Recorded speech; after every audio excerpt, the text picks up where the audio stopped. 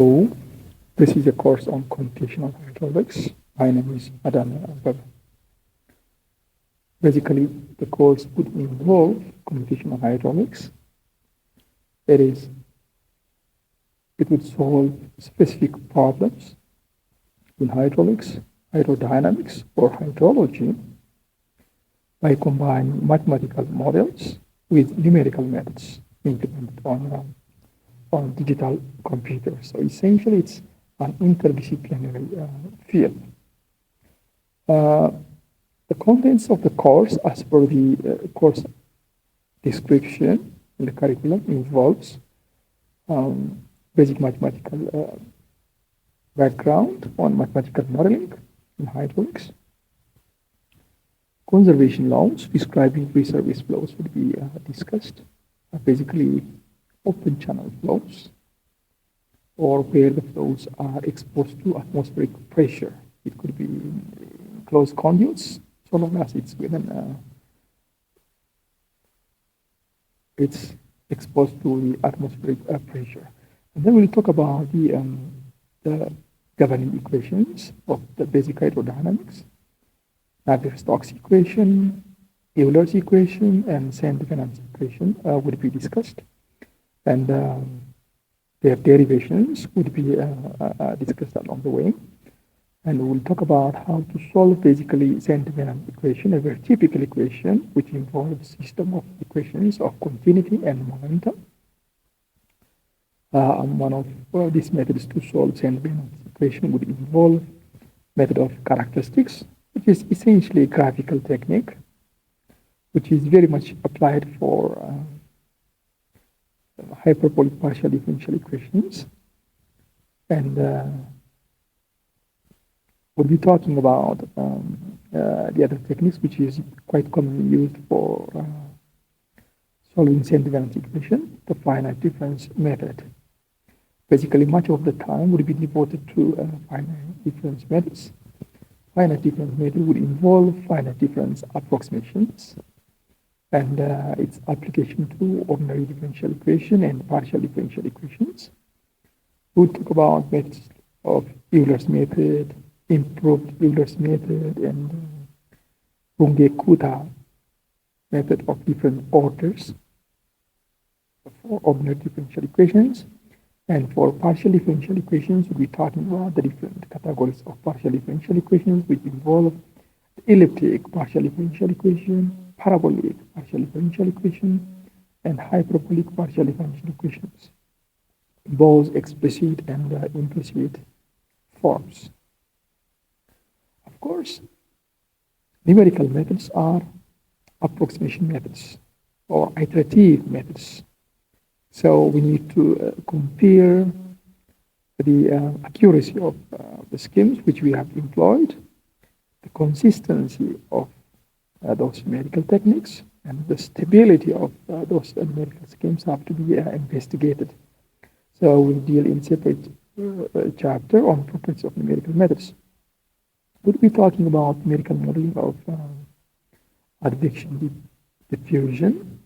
Primarily, when we are talking about numerical schemes of PDE, we'll be talking about advection quite a number of times.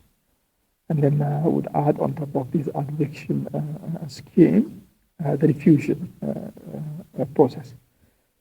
And we'll be talking about numerical modeling for both one-dimensional and two-dimensional, merely horizontal flows, free surface flows. We have a number of references for the course, as is shown in the slide. You can see, and quite a number of books are going to be referred along the way.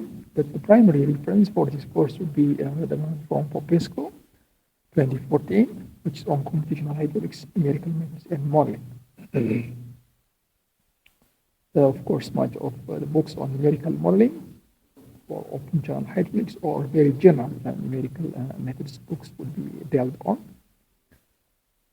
And quite a number of books specifically for open channel hydraulics and applied hydrology, would be also dealt frequently. Now, straight to the course. Mathematical modeling in hydraulics. Model is basically an abstraction of reality. It would involve simplified version or representation of the real-world processes, essentially retaining the major aspects that's useful to the modeler.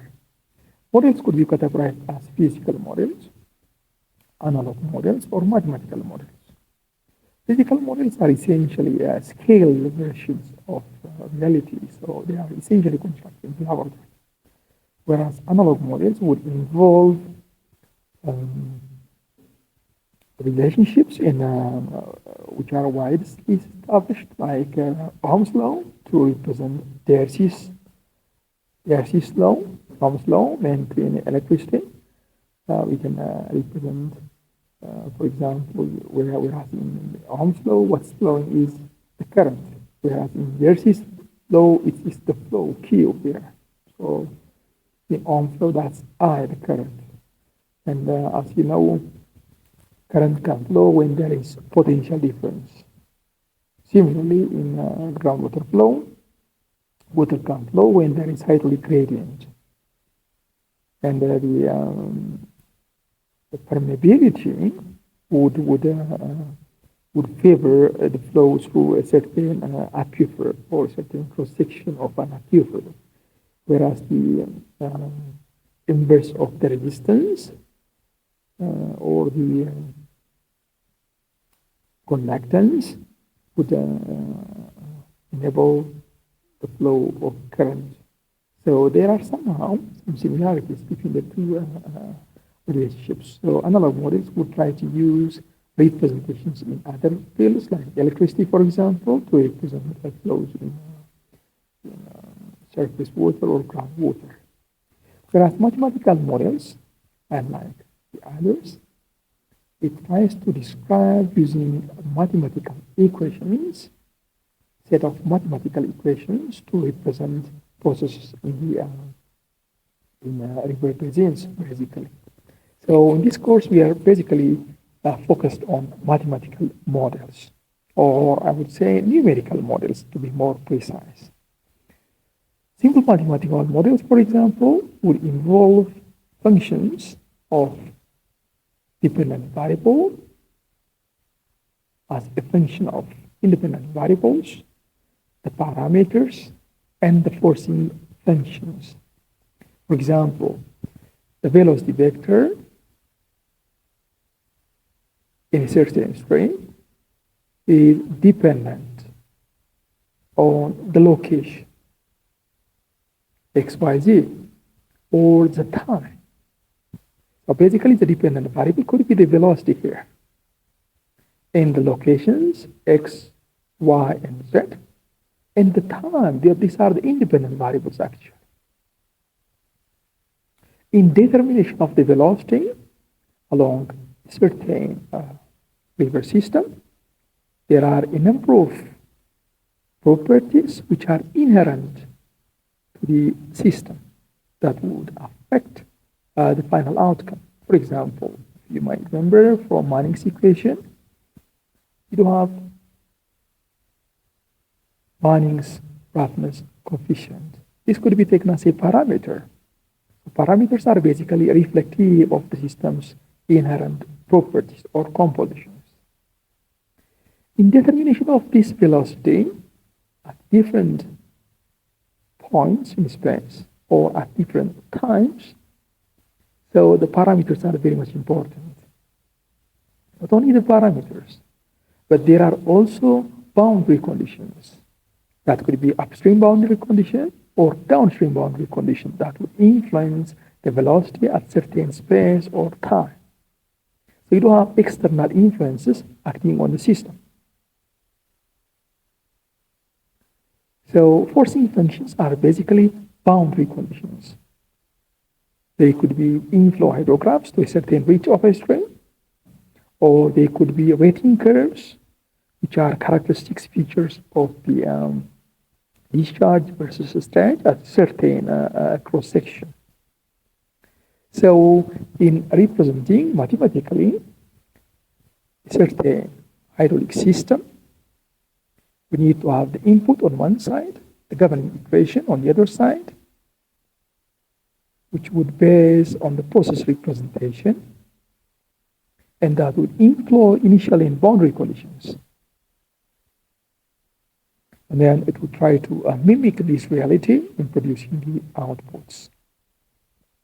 These mathematical models could be solved analytically or numerically. We typically try to represent the physical phenomena using the mathematical equations, specifically of differential form, coupled with the boundary conditions, either analytically or numerically. Of course, the analytical scheme is quite often applied for simpler differential equations, but that's not very common.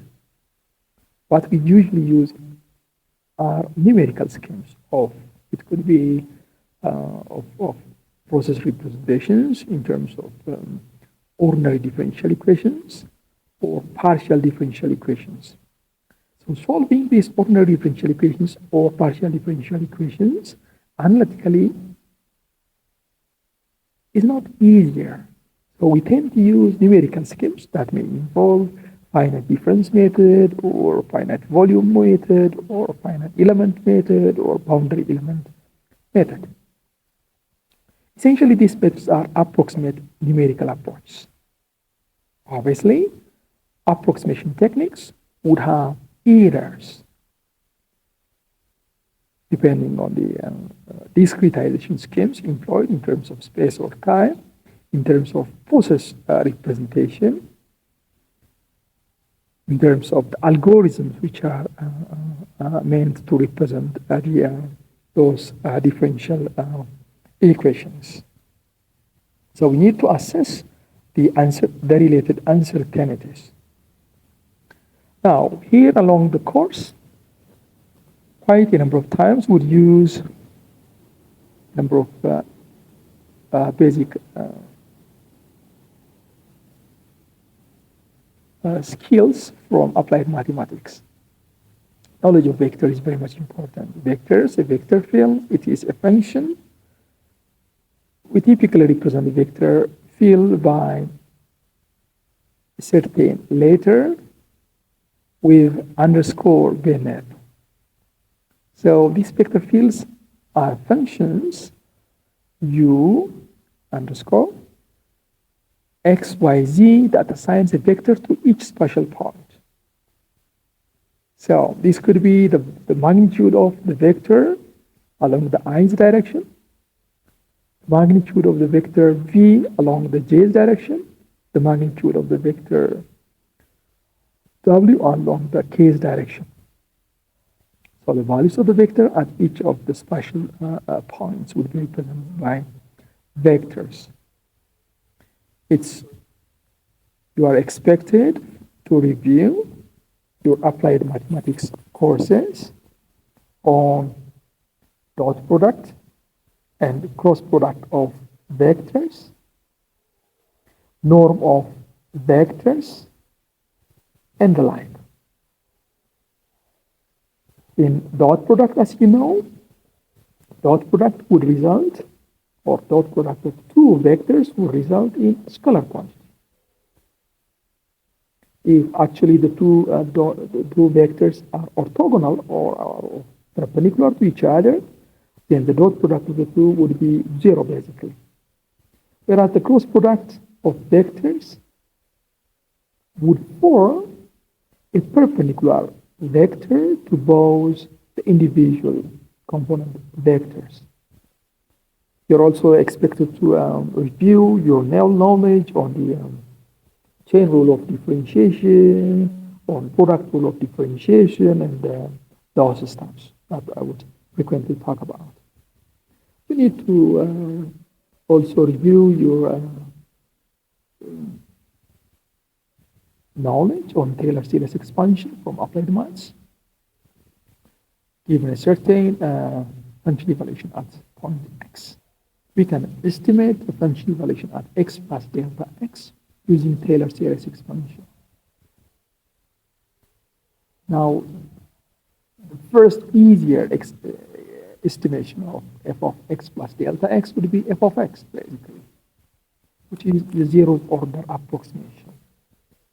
If you want to expand this a little bit, we can include f of x plus delta x equal to f of x plus the first derivative of f at x times delta x. Now you're accounting for the slope component. But the line may also involve a little bit of curvatures, so you need to include second derivatives. If you want to involve more of or reduce the errors, you can involve more of these terms, like the third derivative or the fourth derivative. As you can see in that equation, so the equation would involve f of x plus delta x equals f of x plus first derivative at x delta x plus second derivative at x delta x square over 2 factorial plus third derivative at x delta x cubed over 3 factorial, and so on. We use these concepts basically when you talk about the finite difference approximations quite often. You need also to review from your previous courses on numerical methods, probably computer programming numerical methods from the previous semester, on solution of systems of equations. The systems of equations could be solved either by direct methods or iterative methods. These direct methods would involve like Gauss elimination techniques, like matrix inversion techniques, like Cramer's rule, like value decomposition, and the like.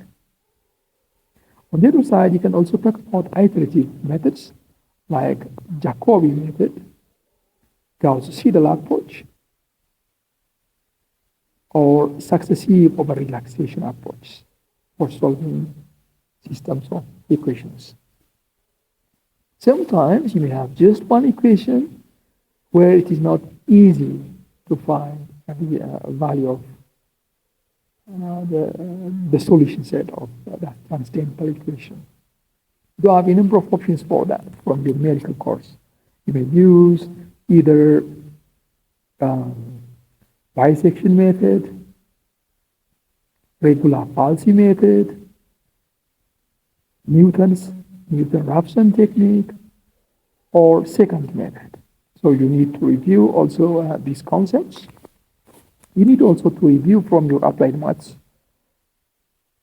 courses concepts of total derivatives. Concepts of total derivatives would involve the derivatives of u, du per dt is essentially the derivative for a moving, that is that's not just the local derivative alone.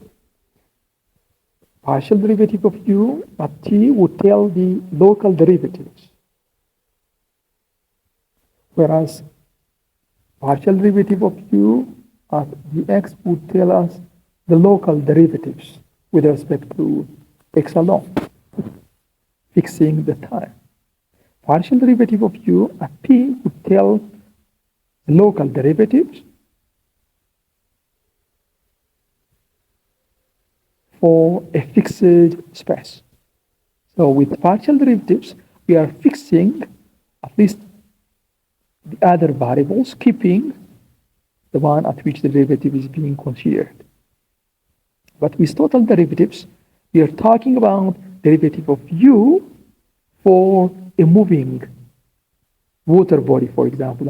If you are talking about water body, then for moving water body, we are talking about the derivative of the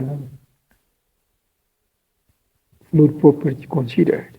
For example, du per dt, where u is the velocity at which is a function of space and time. If the velocity is changing with space and time, basically, then du per dt is the local derivative u at t, which is essentially the local acceleration. The local change in u times change in x, partial derivative of u at x, times dx per dt. Essentially, dx per dt is the instantaneous velocity along the x-axis. So this instantaneous velocity times the partial derivative of u at x would give us the convective acceleration.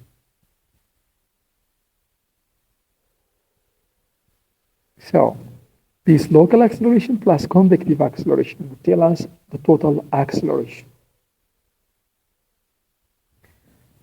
We frequently use these terms when we are trying to talk about those governing equations of Saint-Venant equation and Navier-Stokes equation would refer to these concepts also. We'll talk about ordinary differential equation and partial differential equations. Essentially, ordinary differential equations is, I would say, a simplified version of partial differential equations. Whereas in partial differential equations, the unknown is, or the independent variable, the dependent variable is a function of many independent variables. Whereas in ordinary differential equation, the unknown is a function of just one variable. So you are requested to review for this course. We quite often refer to this concept, so you need to refer these concepts from your applied maths courses or numerical methods. Now, here we typically talk about, for application of conservation laws, we talk about free surface flows. By free surface flows, we mean the flow is exposed to atmospheric pressure. It could be flows in rivers, flows in estuaries, or flows in lakes, where the free surface is exposed to the atmosphere. Or it could be flows through conduits, where the free surface is exposed to the atmosphere also. So basically, in open channel, the flow is primarily guided by head gradient and gravity. So we'll deal with basic principles, physical concepts, and the corresponding mathematical formulations. By physical concepts, typically talk about some of the basic fluid properties like density, pressure, temperature, and viscosity. By viscosity, we mean, or here we talk about dynamic viscosity. It is the resistance that the fluid develops while undergoing deformation. Newtonian fluids, very typically, like water,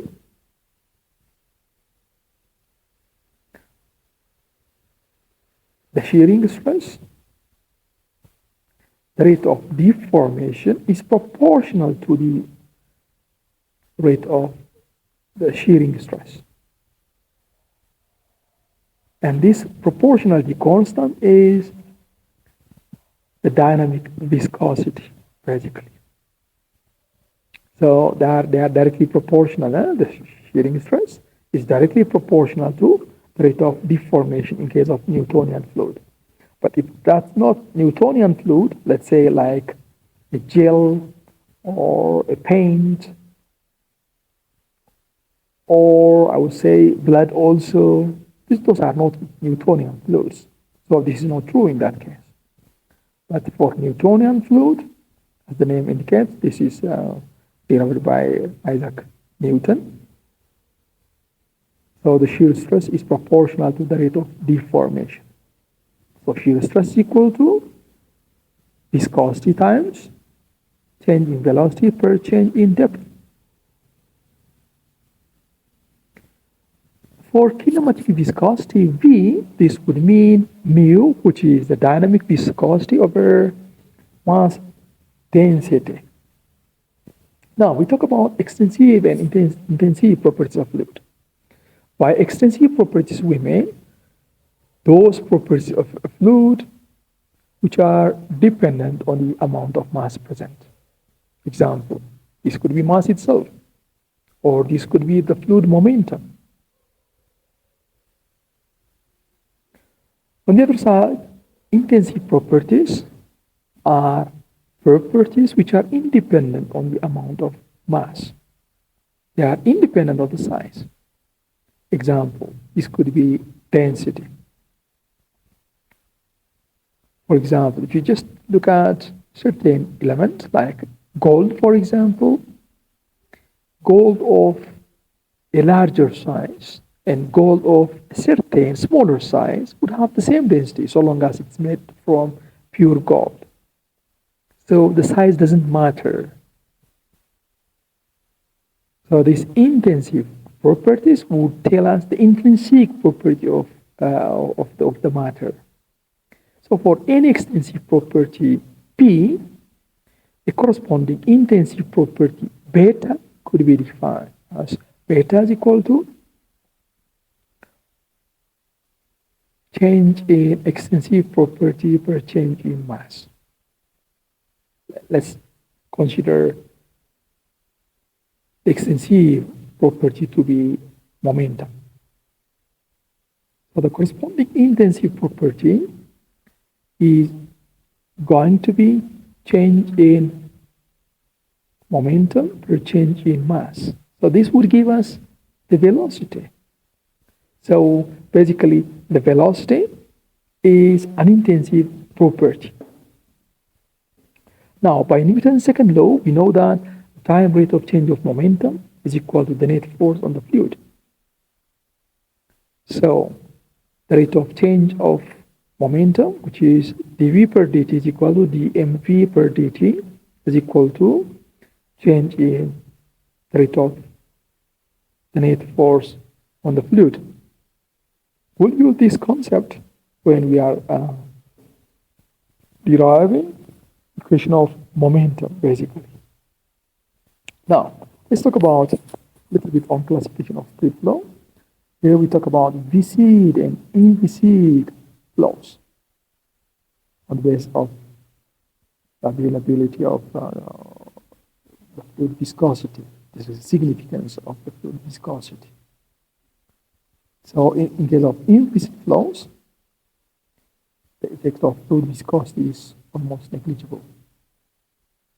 Whereas in case of fluids where the effect of viscosity is higher, we talk about viscid flow. Incompressible and incompressible flow. Incompressible flow is one in which the density is constant. If the density is not constant, then we talk about compressible flow. So here in this course, we typically talk about inviscid flow and incompressible flow, where there is this constant, where the effect of viscosity is so negligible. Of course, we talk about isothermal flows, where the effect of temperature is constant. We talk about steady and unsteady flow. If all the properties of the fluid or the flow or water, the velocity, the pressure, density, flow path, if they are independent of time, then the flow is said to be steady. Otherwise, it's termed as unsteady flow. So basically, in steady flow, the velocity is constant. Here we talk about if it is steady only, it's about time. So the partial derivative of v with t only we're talking about. But in uniform or non-uniform flow, we are concerned about the space. Let's say in one dimension, if the change in velocity per change in x is 0, then we say the flow is uniform along that dimension. Flows for which this is not true are said to be non-uniform flows. We can differentiate also gradually varied flow and rapidly varied flow.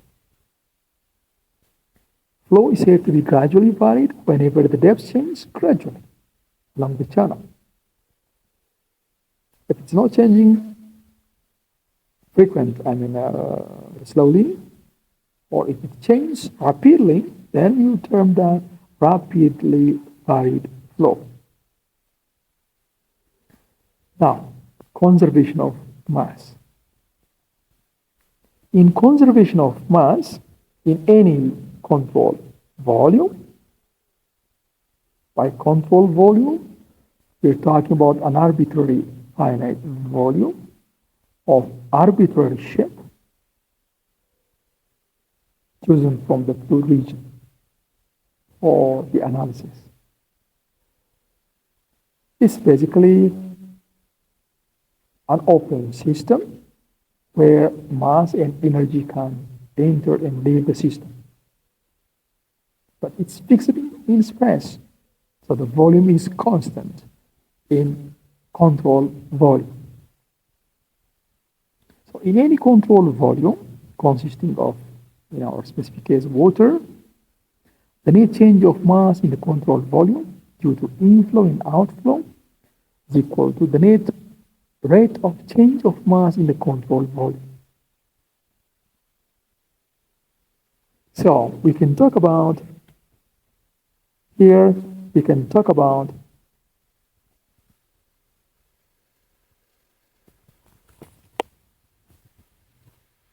density, which is rho, times volume of the control volume, which is delta x times delta y times delta z, which is the volume. So density times volume, as you know, is mass.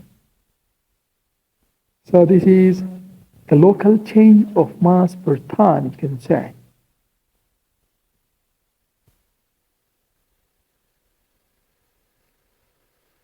Plus the convective change of mass, essentially, would give us dm per dt. Remember the one which when we were reviewing here in the total derivatives, we said total derivative du per dt is equal to partial derivative of u at t plus partial derivative of u at x plus dx per dt, which is the local acceleration plus the convective acceleration, has yielded the total derivatives, the total change per time. This is the change of velocity in moving water.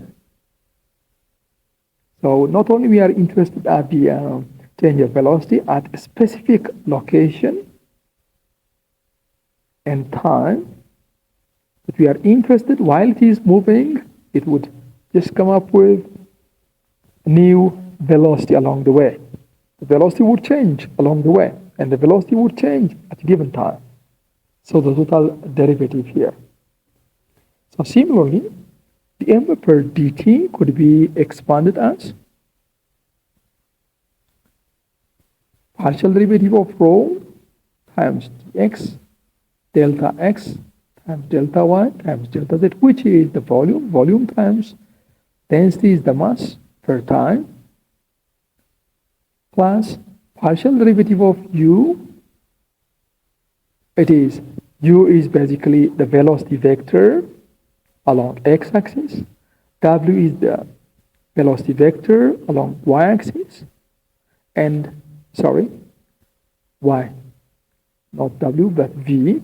U is the velocity vector along x-axis. V is the velocity vector along y-axis, and W is the velocity vector along z-axis.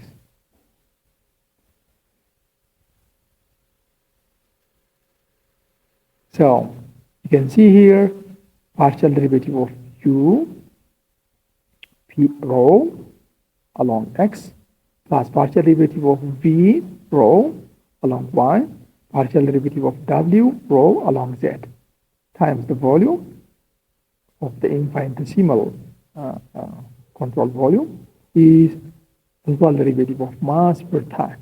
And obviously from conservation of mass, change in mass per change in time is 0. So if you just cancel the term delta x, delta y, delta z from every side, you just come up with this, the last line of equations. And we know from the product rule of differentiation, if u and v are dependent on each other, then duv is u times dv plus v times du. So in the convective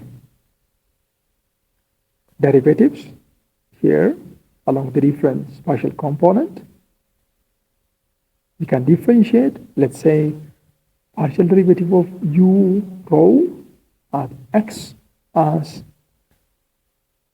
rho times change in u, change in x, plus u times change in rho, partial derivative of rho at x.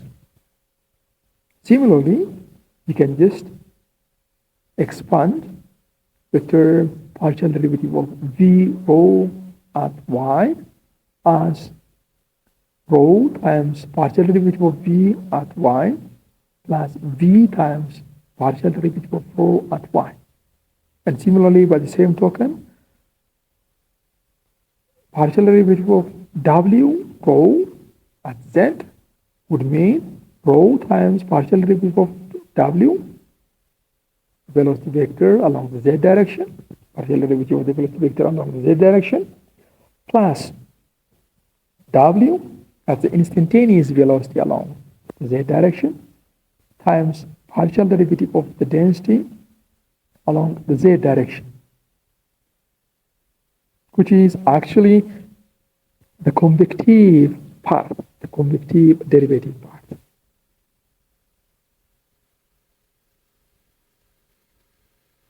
Now you can find from here,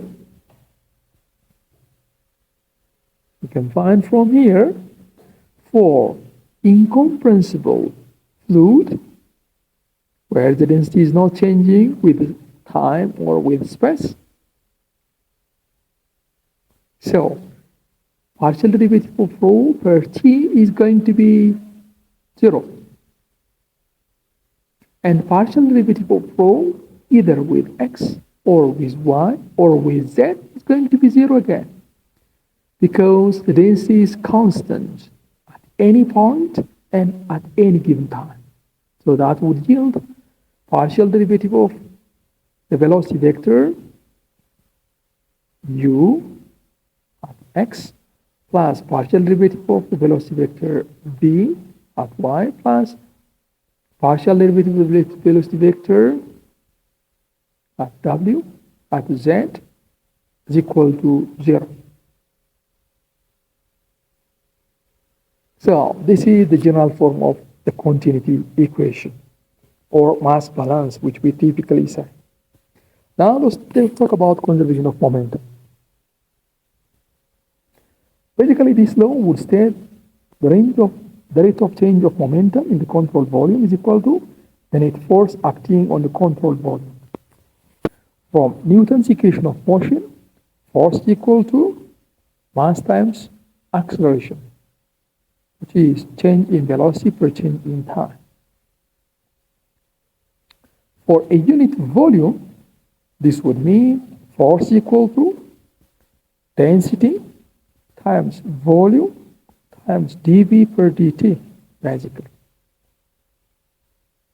So the product mass times change in velocity per change in time is the inertia force, actually. And the dV per dt, from our earlier explanation, would have two components. One is the local acceleration term. The other one is the convective acceleration term.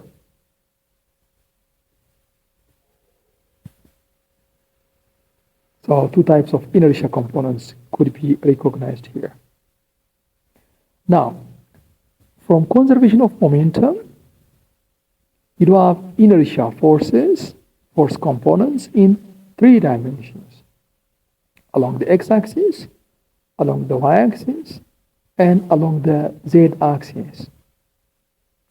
As you can see here, rho times dV per dt per unit volume is going to be the inertia force. And this could be done either for local acceleration component or for convective acceleration component. So that would mean rho times partial derivative of u at t, which is basically the local acceleration term along the x-axis,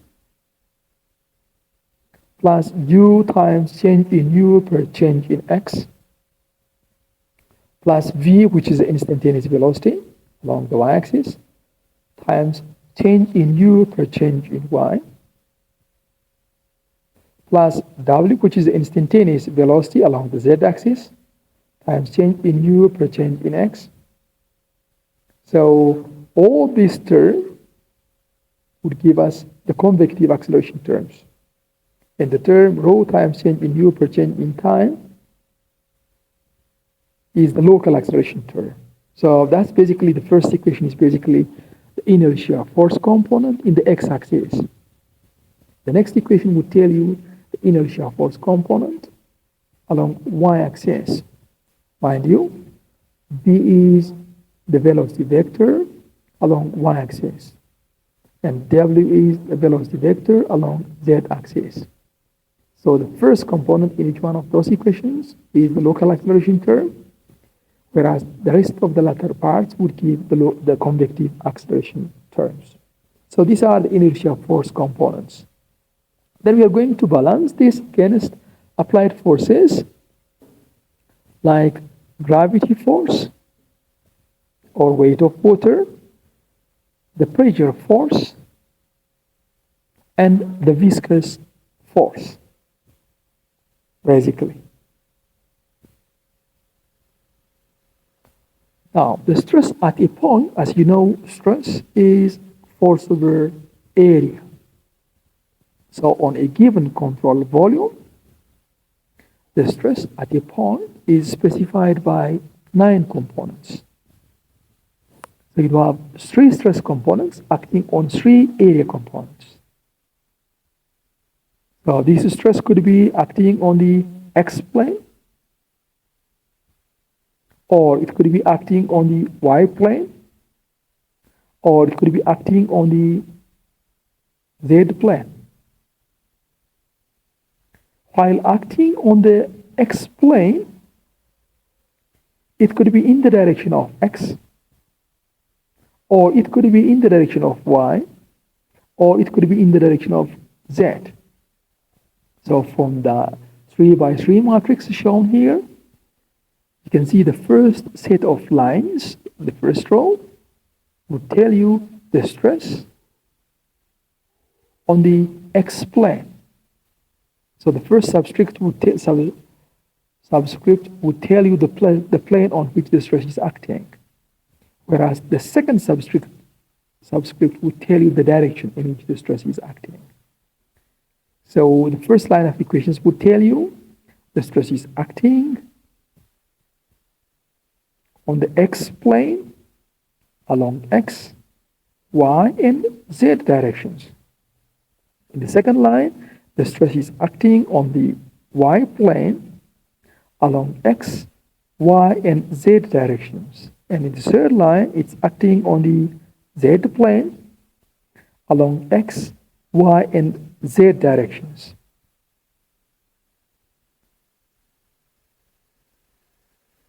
So, while the stress is acting on the x-plane along x direction, or while the stress is acting on y-plane along y direction, and while it's acting on z-plane along z direction, basically they are normal to the plane. So they are normal stress basically. And the rest of them, the others are shear stresses basically. So with viscous force in 3 dimensions, we can talk about, remember, from the here, we said the shear stress is equal to viscosity times change in velocity per change in y. So, the shear stress times the area shall give you the shear force, basically. Change in shear stress, change in the viscous force along on x plane along x direction times change in x times change in y times change in z plus the partial derivative of the shear stress or the viscous force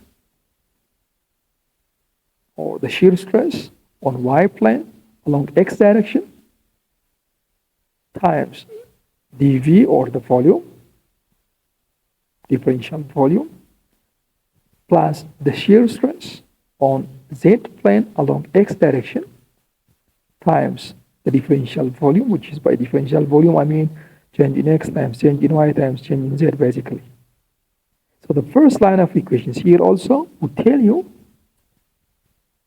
the shear stress along x-axis.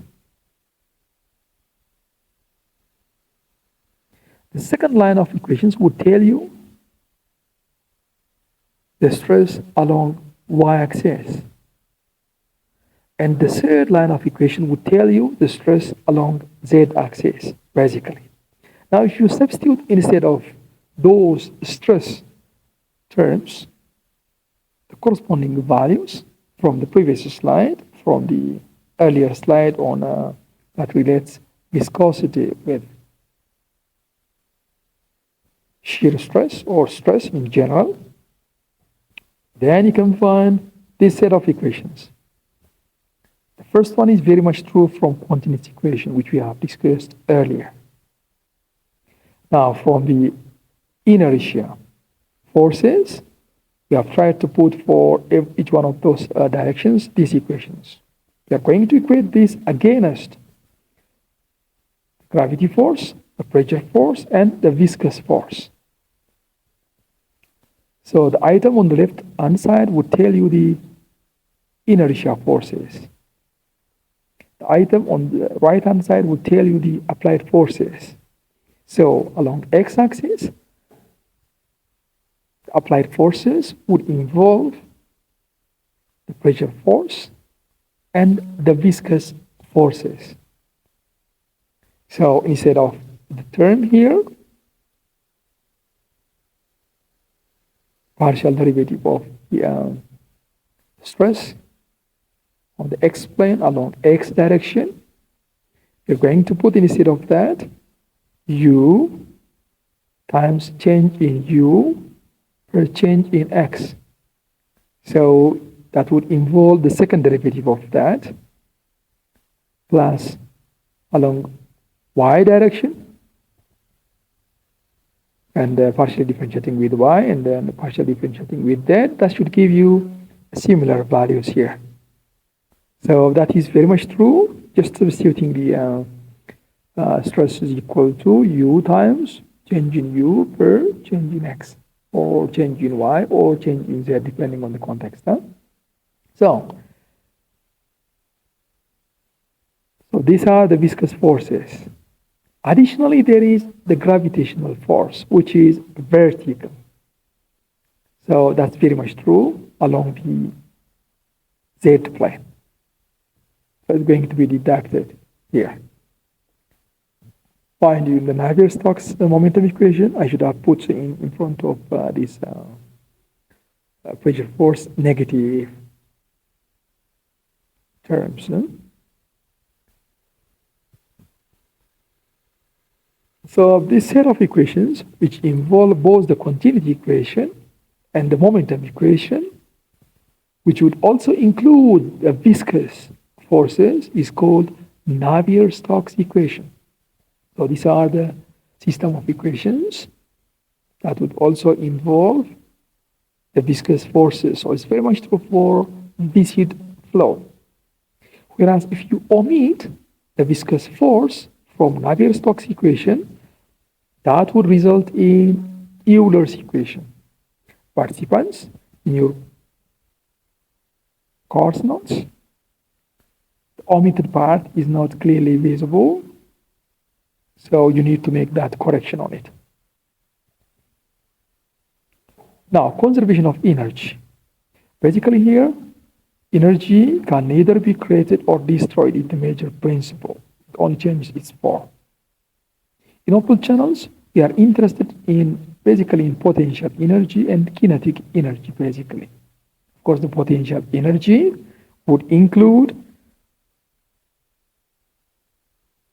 the pressure head, due to the pressure head and the datum head. Whereas the kinetic energy is due to its movement. So, in the context of open channel, total energy due to these factors between any two sections have to be conserved. Of course, while we are trying to do this, we need to include to cater for losses also. So, the conservation of energy principle leads to the classical Bernoulli's equation, where you do have the pressure head plus the velocity head plus elevation head or datum head at a given section is equal to constant.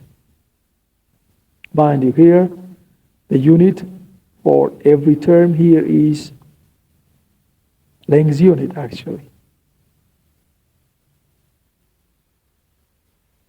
So that's constant. This equation can also be derived from Euler's equation basically.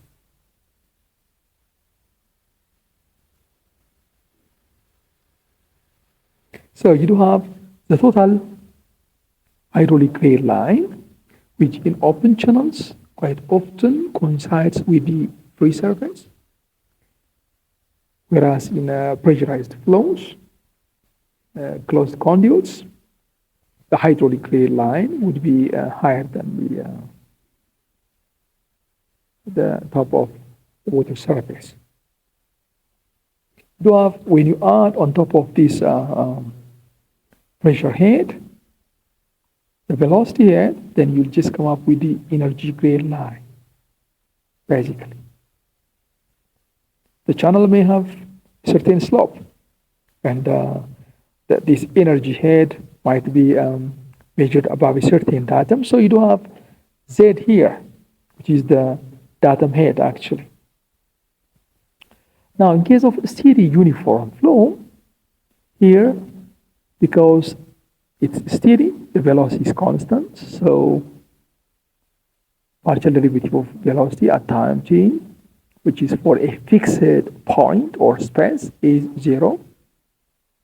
And when it is uniform in space for one-dimensional, it means the partial derivative of v with respect to x is going to be 0.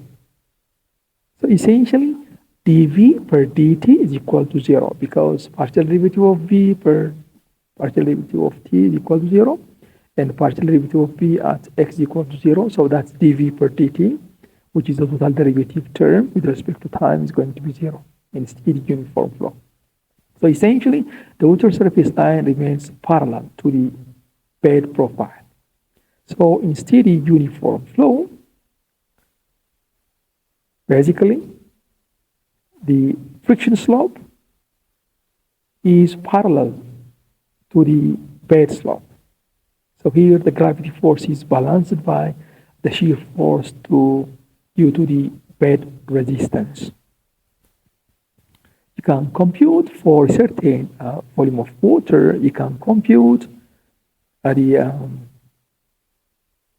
gravity force, which is parallel to the bed slope. If the gravity is rho, which is the density, times gravity, rho times delta x times cross-sectional area A. Cross-sectional area times delta x is the volume. So the volume times density is mass times gravity is the weight actually. So rho g delta x times A is basically the weight. So that weight times sine theta from physics, you know, would give you the weight component parallel to the flow path, or the weight slope, I should say. Now, once you have that value, this value, which is the force component, which is parallel to the weight slope, is equal to change in x times integral of the attractive force times change in perimeter. Basically, change in perimeter times change in x, dp times dx would give you the weighted area. Not the weighted perimeter, but the weighted area. So area times the shear stress or attractive force shall give you, the shear stress times the area shall give you the shear force, basically. So the shear force is equal to the force component, which is the gravity force.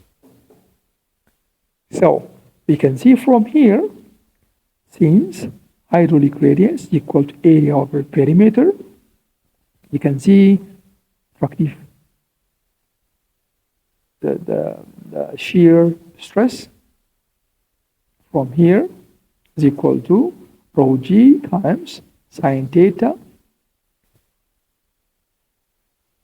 area over perimeter, which is r actually. So rho g r sine theta is the attractive force.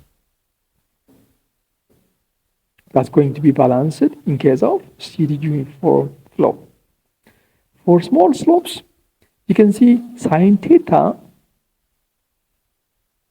is practically almost equal to tan theta, which is the slope, bed slope.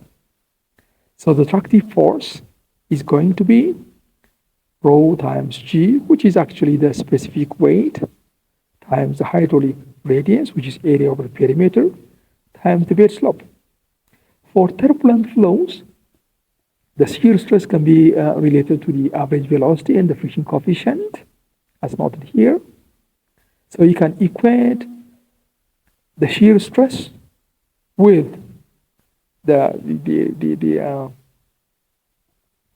for the case of turbulent flow, and the shear force, which we have computed from the previous slide here.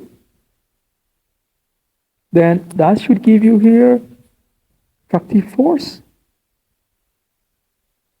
is equal to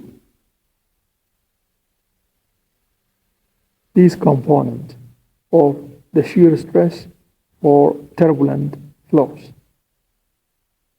From here, as per Chesi, you can calculate the velocity is equal to radical of 2 times gravity over the friction coefficient Cf times radical of hydraulic radius times the bed slope.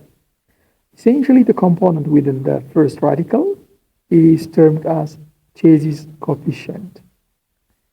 So velocity as per Chesi is equal to Chesi's coefficient times radical of hydraulic radius times bed slope. Similarly, Manning's formula, the well-known Manning's formula in optimum channels, which we typically use, is equal to 1 over Manning's roughness coefficient times hydraulic radius to the power of 2 over 3 times bed slope to the power of half. If you multiply this with the area, that will give you that formula. So essentially, looking at Chesi's formula and Manning's formula, you can see clearly Chesi's coefficient is equal to hydraulic radius to the power of 1 over 6 over n. Finding the normal depths or the depths based on uniform flow is not a trivial exercise. From the previous equation for discharge computed using Manning's velocity formula, you You can find for rectangular channels, you can easily relate between Manning's roughness coefficient times discharge over square root of base slope shall give you the item on the left side. Or for wide rectangular channels where the width is much higher than the depth, the hydraulic radius could be regarded as the depth of flow. So in that set of equations, the weighted perimeter could be taken as B basically. So you can easily come up with the corresponding value for the depth for a wide rectangular channels. But for any other geometry, that's not a simple exercise. Analytically finding the flow depth given the flow rate is not a simple thing to do. You may iteratively keep on finding the values. At a certain iteration, let's say the depth is approximated as yj. And the corresponding flow rate, qj, which you can evaluate using qj is equal to 1 over n times bed slope, square root of bed slope times area computed using the assumed depth times hydraulic radius computed using the assumed depth, the power of 2 over 3. Now the objective is to try to minimize the variation of discharge, the actual discharge capacity, versus the discharge which has been obtained using the assumed value of y to be small. As you know, the function would have the smallest value at the point where the derivative is 0. We are going to calculate, since fyi is equal to qj minus q, we're going to find to minimize, in order to minimize this fyi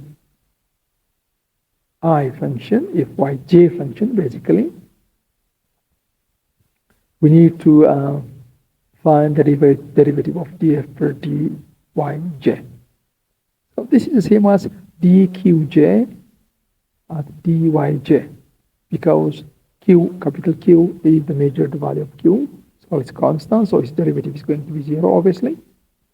Assuming minus n is also constant, should give you these derivatives. You can easily differentiate this set of equations.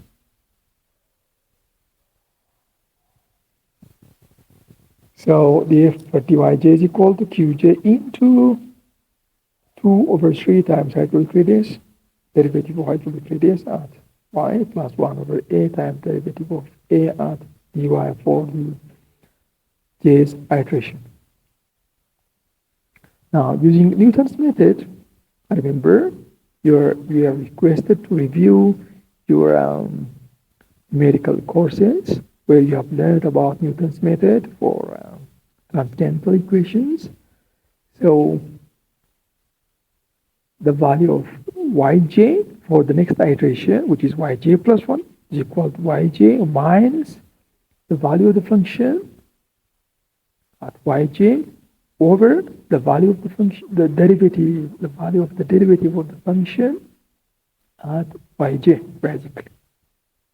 And we have earlier solved df per dyj. And fyj is also given as qj minus q here.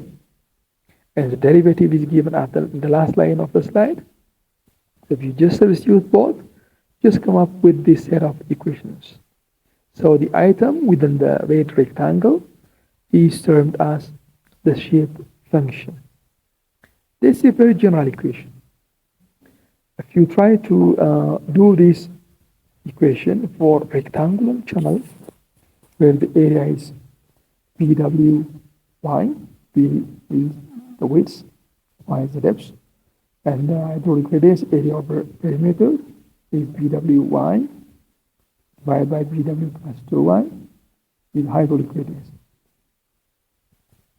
So if you substitute that in that shape function and try to differentiate, then you'd come up with this set of equations. Using this set of equations, for a given discharge, for a given bottom width, you can assume Yj, and then you can find Yj plus 1 for the next iteration. Put Yj plus 1 again, compute Qj plus 1. And then using this equation, you can find Yj plus 2 for the next iteration. Keep on doing that until the values between successive items is almost very minimal.